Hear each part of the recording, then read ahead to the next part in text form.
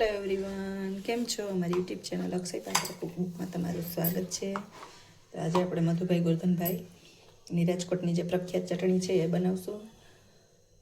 ખૂબ જ ઓછા સમયમાં અને એકદમ સરળ રીતે બનાવશું. જો સેમ એવો બહારથી લઈ આવતા હોય એવો ટેસ્ટ જોતો હોય તો પૂરી રેસીપી જોજો. ચેનલને લાઇક, શેર અને સબસ્ક્રાઈબ કરવાનું ભૂલતા નહીં. સાથે કમેન્ટ બોક્સમાં કમેન્ટ કરી દેજો. તો ચાલો આપણે રેસીપી ચાલુ કરશું.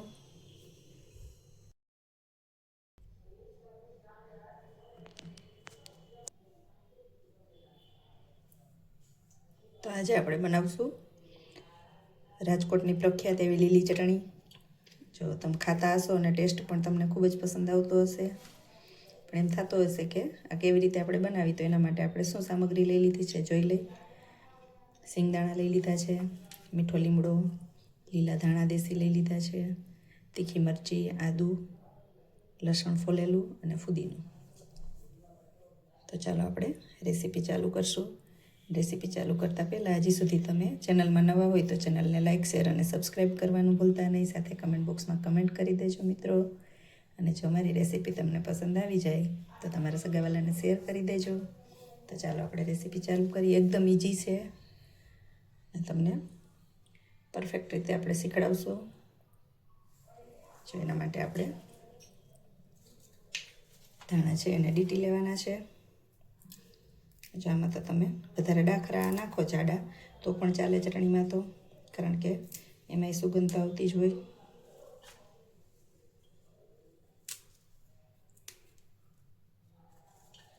જો આ ચટણી તમે એક વખત ઘરે બનાવી લેશો તો તમારે અત્યારે મહિનો દિવસ સુધી સ્ટોર કરી શકશો તમે, કારણ કે શિયાળામાં તો આપણે વધારે ભજીયા અને બધી વસ્તુ બનતી જ હોય.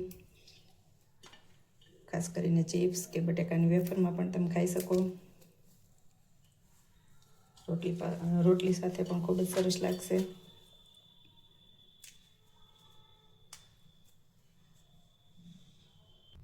જો આ રીતે એકદમ સરસ લીલા ધાણા આપણે તૈયાર કરી લીધા છે.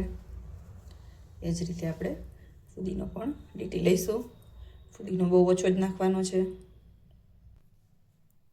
જો ફુદીનો એડ કર્યો છે અને જો આમાં ઘણા લોકો પાલક પણ એડ કરતા હોય, આપણે પાલક નથી એડ કરવાની. મીઠો લીમડો છે એડ કરી દઈશું આપણે.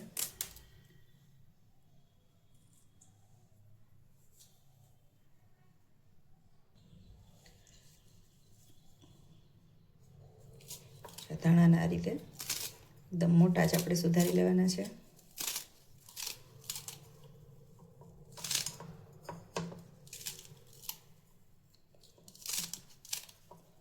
બહારથી ચટણી લઈ આવો તો ઘણી વખત પડતર પણ આવી જાય, અને એમાં લીંબુના ફૂલનો પણ ઉપયોગ કરેલો હોય. તો આપણે અહીંયા ઘરે લીંબુથી જ બનાવશું. જો ફુદીનો અને લીંબુ આપણે એડ કરી દેવાનો છે.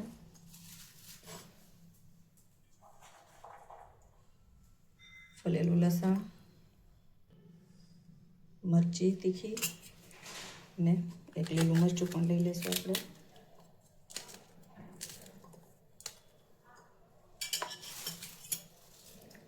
અચ્છા, સિંગદાણા,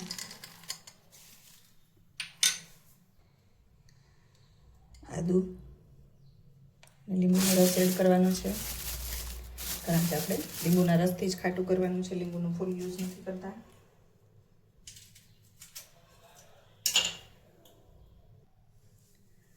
તો એક લીંબુનો રસ આપણે એડ કરી દેવાનો છે.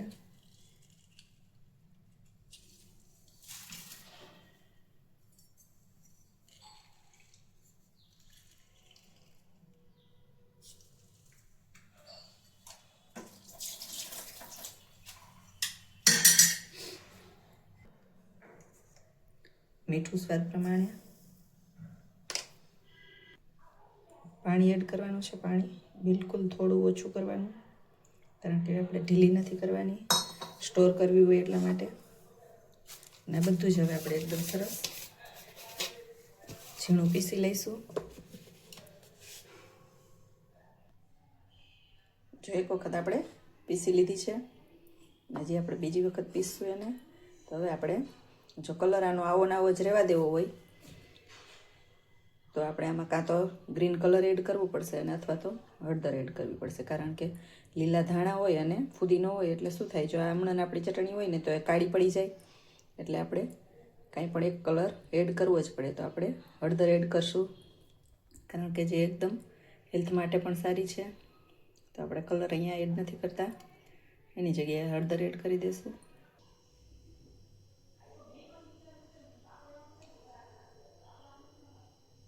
થોડીક એવી આપણે હળદર એડ કરી દેવાની છે, સાથે થોડું પાણી એડ કરશું, જેથી કરીને હળદર ભીની થઈ જાય. અને ફરીથી આપણે એકવાર પીસી લઈશું.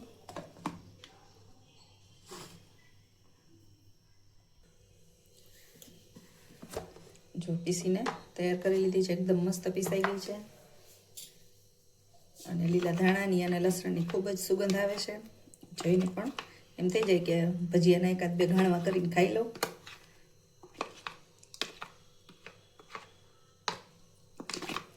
જો આ રીતે તમે ચટણી બનાવશો તો તમે 1 મહિનો સુધી તો આરામથી સ્ટોર કરીને રાખી શકશો. જાવો નવો જ કલર પણ રહેશે એનો, અને બગડવાના પણ કોઈ ચાન્સ નહીં રહે. જો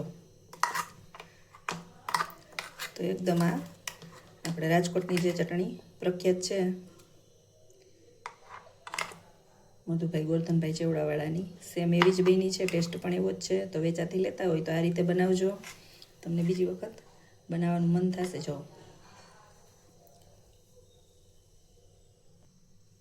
કેવી લાગી રેસીપી કમેન્ટ બોક્સમાં કમેન્ટ કરી દેજો, સાથે લાઈક કરજો, શેર કરજો, અને સબસ્ક્રાઈબ કરવાનું હજી ભૂલી ગયા હોય તો સબસ્ક્રાઈબ કરી દેજો. એમાં એવું કાંઈ ન હોય, ભૂલી જવાય તો સબસ્ક્રાઈબ કરી દેજો, તો અમારી નવી નવી રેસીપી તમને જોવા મળશે. તો આને આપણે એક બોટલમાં ભરી લઈશું હવે, અથવા તો ડબ્બામાં પણ ભરી શકીએ.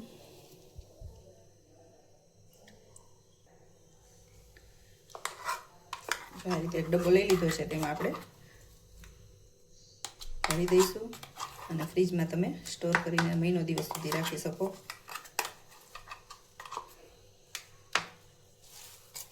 તો ચાલો બીજી નવી રેસીપીમાં મળશું, ત્યાં સુધી thank you, take care, bye bye.